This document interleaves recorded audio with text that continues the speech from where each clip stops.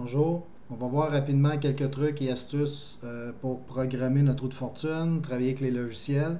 Donc d'abord, carte Arduino doit être connectée à l'ordinateur sur le port USB. Donc j'ai démarré ici le logiciel Arduino IDE, la version 1.8.5, c'est la dernière en date d'aujourd'hui. Donc on vérifie dans le menu Outils si la carte est bel et bien Uno dans le menu ici de type de carte, parce que les autres cartes n'ont pas la même façon de compiler le programme. Et le port ici, donc on s'assure d'avoir une petite coche ici sur le côté du, du port où la carte est située. Donc s'il n'y a pas de coche, on clique tout simplement sur le port où est située notre carte. On teste avec la petite flèche ici, téléversé, donc on clique là-dessus. Dans le bas de notre logiciel, on a le message. Donc tant que ce n'est pas écrit téléversement terminé, on attend, le logiciel est en train de travailler. Donc présentement, ça a réussi. Si ça ne fonctionne pas, il y a comme un message d'erreur qui peut peut-être vous aider à trouver ce qui se passe. Donc quand ça fonctionne, ça va pas pire. Maintenant, on va aller programmer en mode bloc.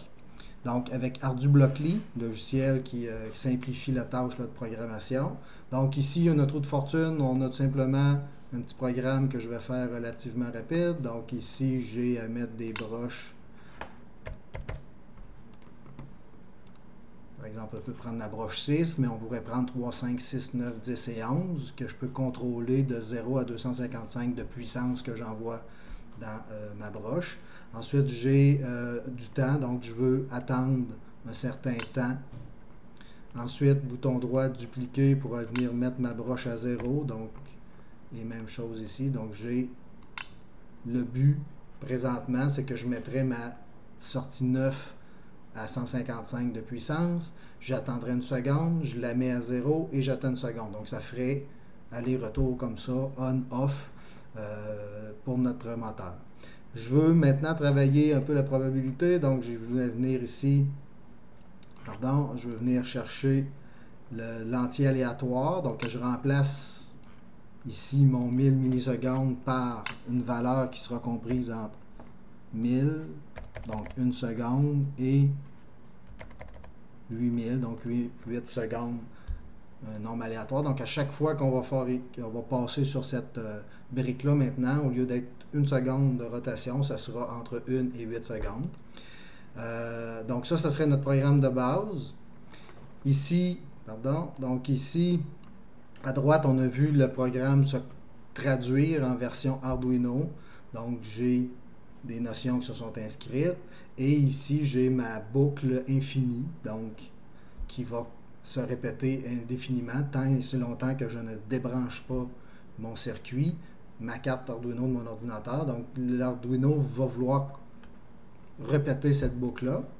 Donc va toujours refaire on, off tant que je ne débranche pas. Si je veux que, par exemple, mes élèves ne prennent qu'une quantité X de mesures, donc je pourrais rajouter ici une boucle, dire répète 10 fois. Donc ne fais que 10 fois cette boucle-là. Malheureusement, Arduino, de la façon qu'il procède, c'est que la boucle est encore ici, puis il va dire, ok, oui, j'ai compté 10 fois, mais après avoir 10 fois, donc il recommence la boucle. Donc il va recommencer un autre 10, etc. Donc si je veux qu'il arrête après 10, puis qu'il ne se passe plus rien dans mon système, il faut tout simplement que je vienne mettre un temps. Donc je dis ici, par exemple, fais-moi un délai de plusieurs millisecondes, suffisamment pour pas qu'il reparte à bouger avant que l'élève débranche la carte. Donc de cette façon-là, ici avec le code que j'ai là, je vais répéter 10 fois ma rotation, donc j'aurai 10 lectures sur ma roue de fortune, et ensuite le robot va tout simplement se mettre en attente que ce temps-là, ici de ma brique ici, soit passé. Je veux envoyer maintenant mon code dans ma carte Arduino. Je l'ai nommé, donc c'est toujours de bonne pratique de ne pas prendre le nom par défaut. Donc ici, roue de fortune, on peut dire la version 1, parce que peut-être que j'aurai à modifier, améliorer mes affaires. Et là, j'ai mes 3 boutons ici. Donc ici, tout simplement, j'envoie mon code dans le logiciel Arduino IDE. Donc ça ici, j'ai configuré, je vous montre tantôt les préférences du ArduBlockly pour ce faire, le logiciel pour qu'il trouve mon Arduino IDE et j'envoie dedans.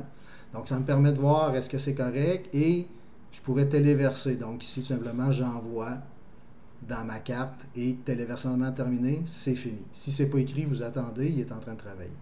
Donc si je ferme ça, ici j'ai d'autres possibilités. Donc je pourrais tout simplement ici l'envoyer directement dans la carte, donc sans le voir dans l'Arduino IDE. On pourrait cliquer là-dessus. Donc là, ici, ça clique, on voit qu'il y a comme une action qui se pose et c'est fini. Donc en théorie, mon robot va se mettre à fonctionner.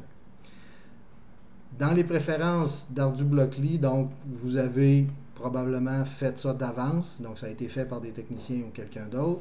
Donc pour trouver où est installé votre logiciel Arduino, dans quel répertoire vous voulez que les programmes s'enregistrent, c'est une carte UNO, bien important, le port de communication, c'est quoi la valeur par défaut, donc c'est-tu de l'ouvrir dans l'Arduino IDE ou carrément de l'envoyer tout de suite dans la carte. Et donc le langage en français qui devrait être par défaut. Donc, qu'est-ce qui ne peut pas fonctionner? Ben, vous avez votre circuit. Il faut faire attention au circuit électrique. Donc, est-ce que les fils sont bien connectés? Est-ce qu'il est bon, votre circuit? Ensuite, est-ce que la carte communique? Donc, vérifiez, je reviens dans Arduino IDE ici. Est-ce que c'est bel et bien sur le port? Et ce logiciel-là, c'est lui qui va nous déterminer est-ce que je suis capable de téléverser ou non. Donc, quand je téléverse là et que c'est écrit terminé en bas à gauche, ça veut dire que la carte, on est capable d'y parler. Et là, s'il y a un problème maintenant avec ArduBlockly, ben, c'est de s'assurer dans les préférences que tout est encore bien correct, donc que c'est la bonne carte, que c'est la bonne port, etc. Donc, c'est les petits trucs pour essayer de travailler avec votre roue de fortune. Le programme peut être modifié, ajusté selon les besoins. Les élèves vont pouvoir jouer dans les paramètres de ça. Donc, je vous souhaite bonne chance et au plaisir.